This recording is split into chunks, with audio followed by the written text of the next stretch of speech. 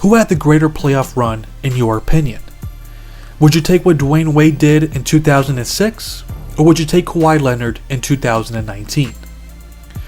We're only going to be mentioning a few of the basic stats and moments from the respected playoff runs, and I'll get more into detail about it in my upcoming book, The All-Time Greatest NBA Book. I dedicate 2 chapters talking about the 50 greatest playoff runs from a player in history. I'll give more info about the release of the book at the end of the video. And make sure to comment your opinion to put your perspective on the matter. Let's first talk about the numbers. Dwyane Wade averaged for the 2006 playoffs 28.4 points per game on 49.7% shooting, 5.9 rebounds per game, 5.7 assists per game, and 2.2 steals per game. Kawhi Leonard averaged for the 2019 playoffs 30.5 points per game on 49% shooting, 9.1 rebounds per game, 3.9 assists per game, and 1.7 steals per game. Now let's look at the advanced metrics from each player for the playoffs.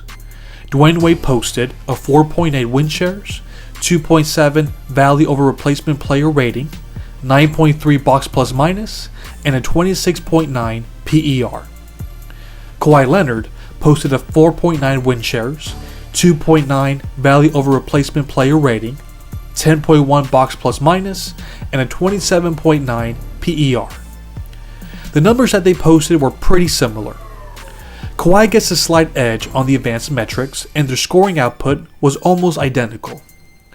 Kawhi gets the edge on the rebounding, but Wade did a better job at creating offense for others and was much more active on creating turnovers on defense.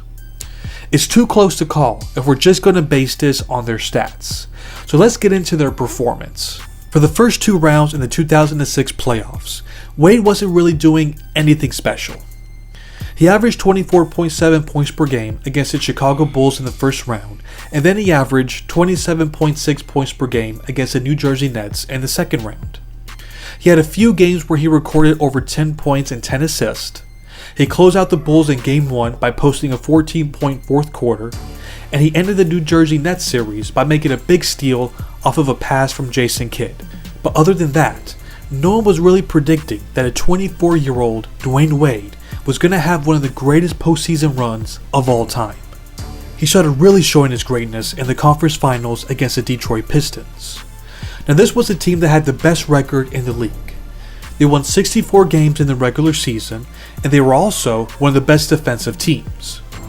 They finished in the top 5 in both defensive rating and on allowing the fewest points on their opponents. But Wade torched the Pistons all series long. He never scored more than 35 points for the series, but it was his efficiency that makes his performance so impressive. He averaged for the series 26.7 points per game on 61.7% shooting, 5.5 assists per game, and 5.2 rebounds per game. He shot over 70% from the field 3 times during that series. This was something that players didn't do against this team. This was the same Pistons team that contained LeBron James at 44% shooting from the field in the semifinals that postseason. This was also the team that contained Tim Duncan to 42% from the field in the finals in 2005, and they contained Kobe Bryant to 38% from the field in the 2004 finals. Wade was extraordinary in that series, and he was the main reason why he was able to win by double digits in 3 of their 4 victories. But he was only getting started, as we'll see in just a few. Now let's fast forward to 2019. Kawhi Leonard had a legendary performance in the second round series against the Philadelphia 76ers. He started the series out with a dominant performance that set the tone for this classic 7-game series.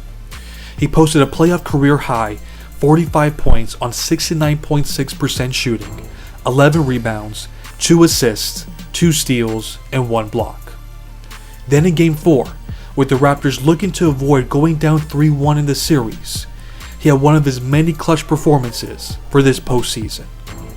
With the Raptors holding a 1-point lead, Kawhi made a huge 3-pointer over Joel Embiid with the shot clock running down. He finished the game with 39 points on 65% shooting, 14 rebounds, and 5 assists. Then we have his most legendary playoff moment in Game 7. Kawhi was huge in that fourth quarter as he scored 15 points on 6 of 9 shooting, including 13 of the Raptors' final 15 points. During a 5-minute stretch late in the fourth quarter, Kawhi was the only Raptor to score. He finished the game with 41 points on 16 of 39 shooting. It seems like a lot of shots, but they were completely necessary. The rest of his teammates, except for Serge Ibaka, were off. Kyle Lowry, Danny Green, Pascal Siakam, and Fred VanVleet combined to score 27 points on 9 of 32 shooting. He took it upon himself to carry his team to victory, and then he topped it all off with arguably the greatest playoff buzzer beater of all time.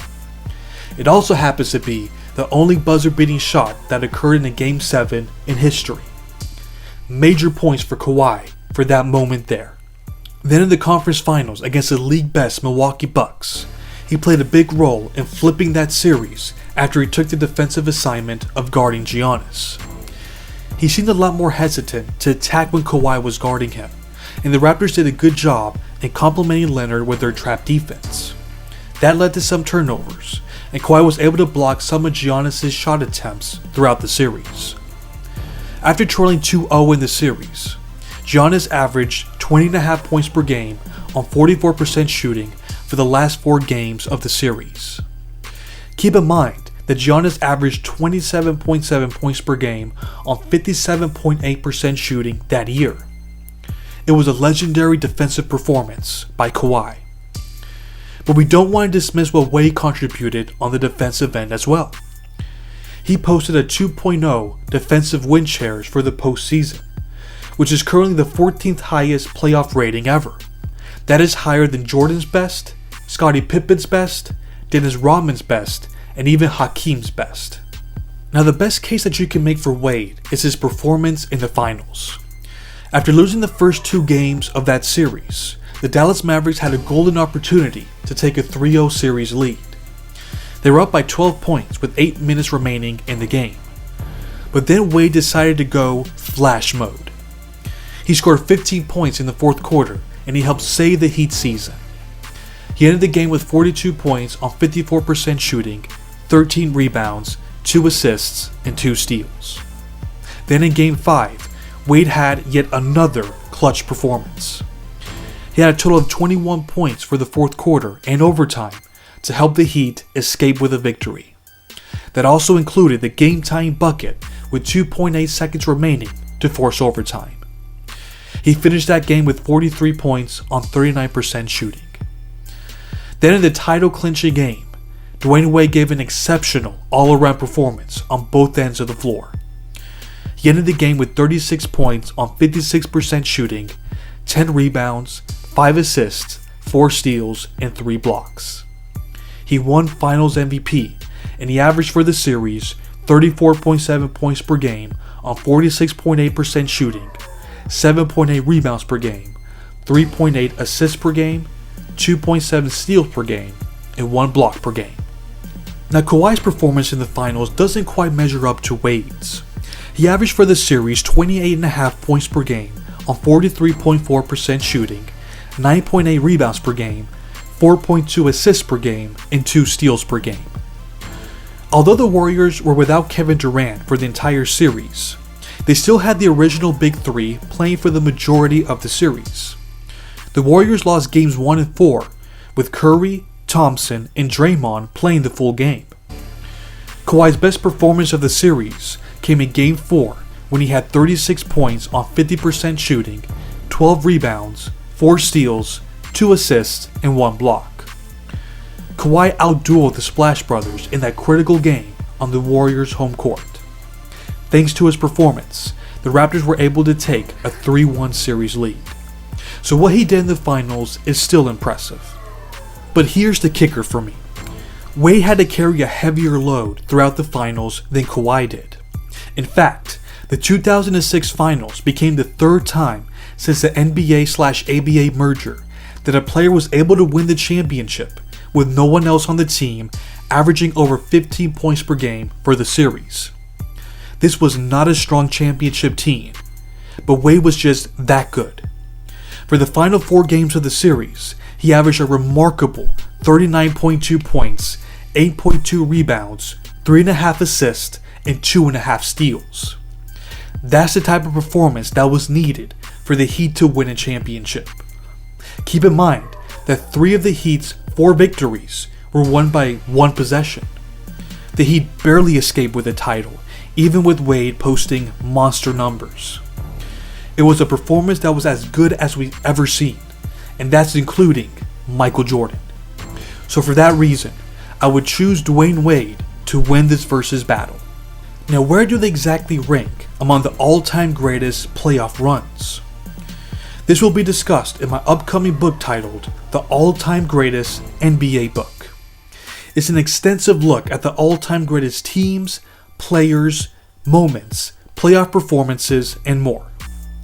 I count down the 50 greatest teams ever, the 50 greatest playoff moments ever, the 50 greatest playoff runs by a player, the 100 greatest players of all time, and more.